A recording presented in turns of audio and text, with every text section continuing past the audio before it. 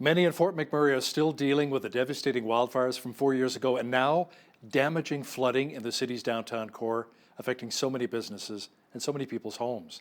The province has already said it's willing to step up and help out, but what about Ottawa?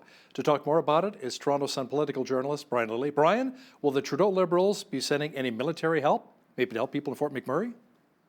That actually all depends on the Kenny government in Alberta because the federal government can't send in the military to a domestic situation in any province or territory without that local government first asking for that help. So that's not a cop out for Justin Trudeau or the Liberals. That's the way our system operates. So if Premier Jason Kenney and his government says, look, uh, we need some help from the military, whether it be just to assist with sandbagging, whether it be to assist with debris clearing. I remember the floods in, what was it, 2013, 14 in Calgary and High River, all through southern Alberta. That was devastating. And the work that went into that cleanup was very long, very arduous. It took a lot of time. So, that's perhaps somewhere that the military could do assistance with. At this point, given the situation with the flooding, it's likely too late to do sandbagging given where the water is, but they could go in and help with recovery.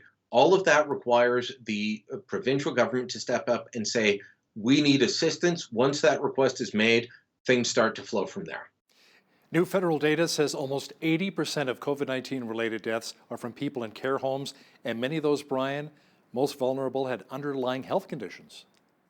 Yeah, we're talking about people that were, look, if you're in a long term care facility of any sort, regardless of where you are in Canada, you're not there because you're in the best of health.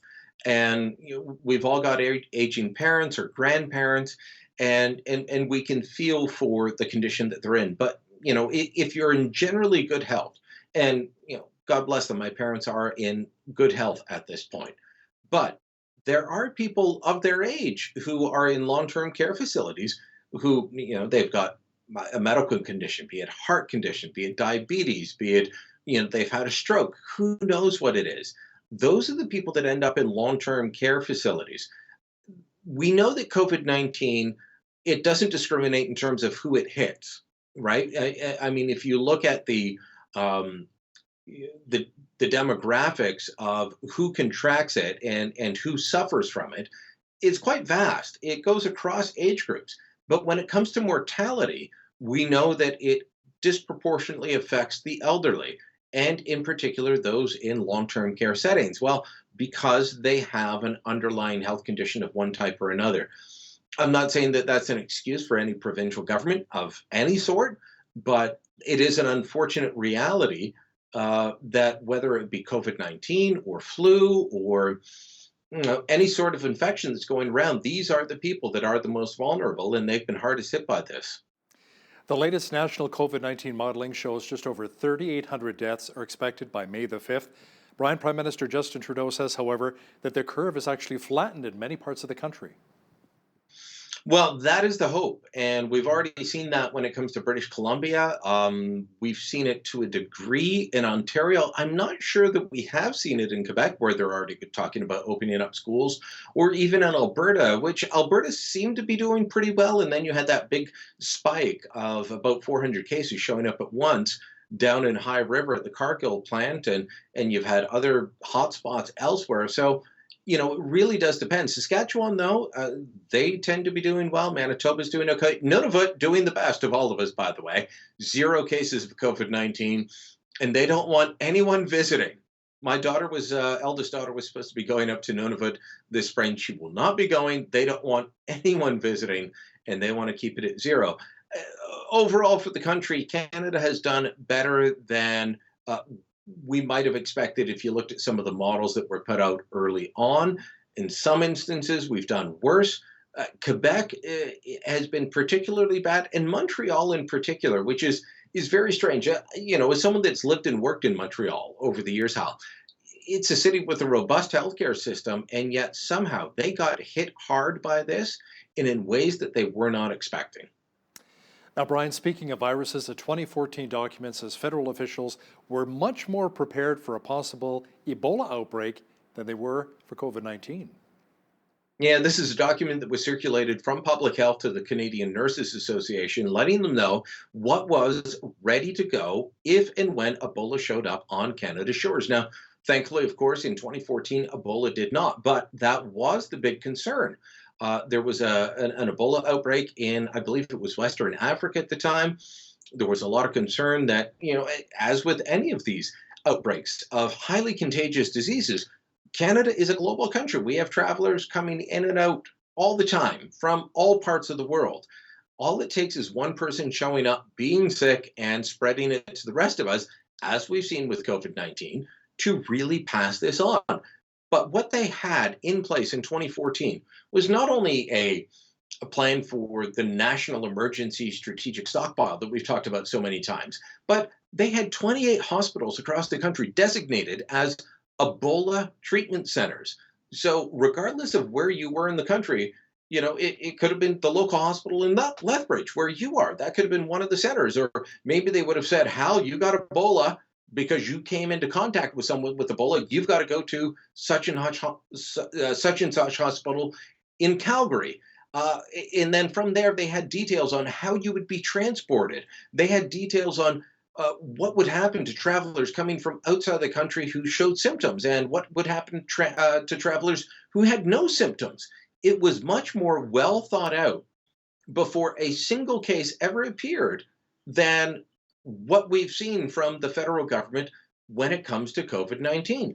Now, on the ground, once COVID-19 shows up, it's up to the provinces to deal with it, local health officials and the provinces. But keeping it out of the country is the federal government's role. And they failed on this. They failed on stopping it coming in on flights. They failed on screening. And this document truly shows that when it comes to Ebola, 6 years ago, they were far better prepared than they are now. And this is a document that's up for public viewing on the website of the Canadian Nurses Association. Now, there's been a lot of controversy recently over Derek Sloan's comments about Dr. Theresa Tam. And now Tory leader Andrew Scheer says you should never have questioned her loyalty to our country. Can you explain? Yeah, look, Derek Tam raised some valid points about Dr. Theresa Tam, but he also went too far, in my view. I've been very critical about how Dr. Tam has handled this. I've been very critical of the entire Canadian medical establishment and saying we basically outsourced, I said in one column, we outsource our medical wherewithal, our medical determinations to the World Health Organization. And for a country like Canada that discovered insulin, that found treatments for cancer, for all kinds of rare genetic disorders, that we should suddenly say, well, we won't do anything until the World Health Organization tells us to do it. Well, that's wrong. But what Derek Sloan did was take it a couple of steps further. He said that Dr. Tam, who was born in Hong Kong, educated in Canada and in Britain, and has made her career here, he talked about her parroting the viewpoints of the Communist Party of China. He talked about her showing more loyalty to them. That's where he went too far. Not in saying that Canadian officials maybe relied too much on the World Health Organization, which I believe is a valid point. But when he says, she's got to decide, does she work for Canada or does she work for the Communist Party of China? That's taking it to a point where you're like, okay, you're maybe, I don't question Dr. Tam's loyalty. I do question some of her judgment. And there's a world of difference between the two.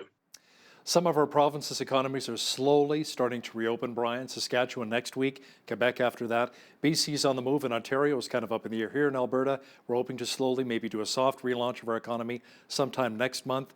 But we need to reopen to save our businesses, but we have to do so in a smart way.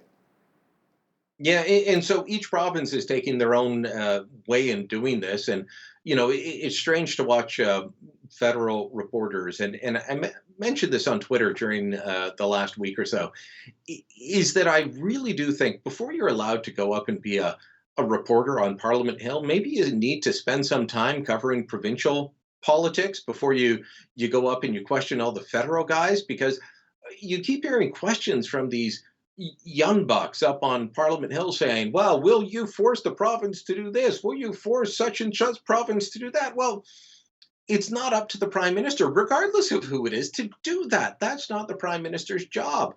Provinces get to determine things within their own jurisdiction on their own timeline. And this is very much all within their own jurisdiction. And the prime minister, to his credit, has said that.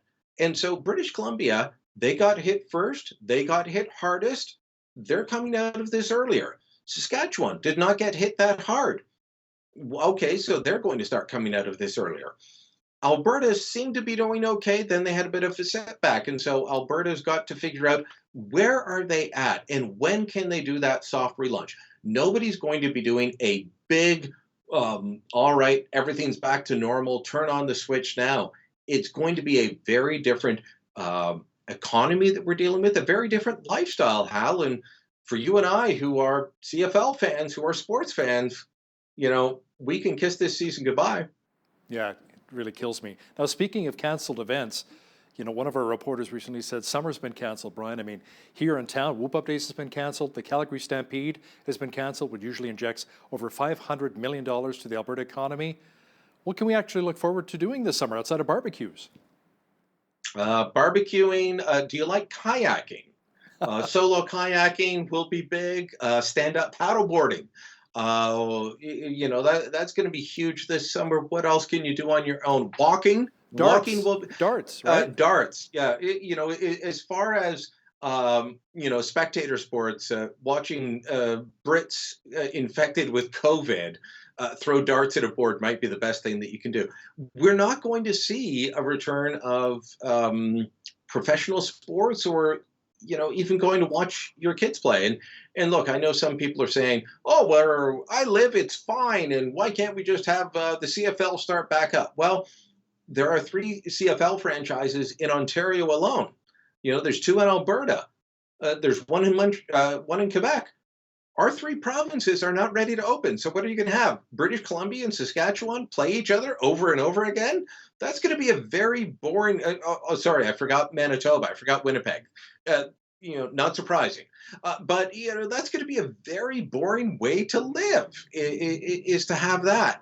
We're not ready to have these loud events, where we're all crammed in together, where we're all yelling and screaming at each other, we're spitting on each other without even knowing it.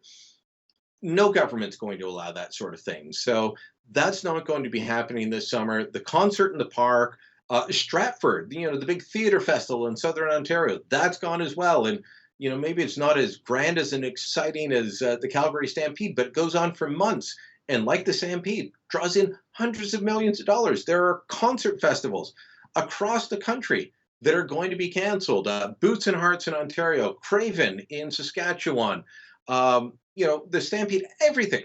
It's going to be shut down. It's going to be, I keep having Bananarama run through my head. It's a cruel, cruel summer. Now she's gone. Brian, part of getting back to a potentially a new normal could mean a vaccine for the coronavirus. But a new poll, however, shows that Canadians are divided on making the vaccine mandatory. Yeah, and if you asked me, should the vaccine be mandatory, I would say no. Now, if you asked me, will you get the vaccine, I would say absolutely. I would get this vaccine. But I'm on the side where I have real trouble with the government telling me you must inject this chemical concoction into your body. If you give the government that ability for this or anything else, then they can use it for nefarious purposes, and I'm genuinely against that. I think most people would get the vaccine if it were offered to them. Do we have to wait for the vaccine to start getting back to normal? No, I don't think so. Now, I say getting back to normal, not being back to where we were. This is all going to be a slow process, Hal. It's going to take time. It's not going to happen overnight. The best description I've heard is it's a dimmer switch, not an on and off switch. Many in our country are still in mourning following the worst mass shooting in Canadian history in Nova Scotia, which left 23 people dead, including the shooter. Brian, it turns out the shooter wore an authentic RCMP uniform during his rampage. Yeah, not only had a car that looked like an RCMP cruiser, but a full and authentic uniform. Now, I'd heard various reports that, well, his cap was right, or his shirt was right. His pants weren't, though. Or now the RCMP says, no, this was a full, authentic uniform. Just imagine that. You are a normal Nova Scotian driving around. Look, the RCMP is effectively the provincial police for Alberta. And you're going around, you're driving down the highway, you're pulled over, you think nothing of it, and then the cop shows up and starts shooting at you. That's what the people in that area of Nova Scotia between Portapique and Enfield were dealing with just over a week and a half ago. It's heartbreaking. It is devastating. My colleague Joe Warmington spoke to the father of the shooter, Paul Wortman, who said his heart is breaking because of what his son has inflicted upon the country. I can only imagine what the families of the victims are going through at this point. Absolutely. Brian Lilley from the Toronto Sun, thanks again for your time today. Thank you. On behalf of all of us here at Bridge City News, I'm Hal Roberts. God bless, and thanks so much for watching.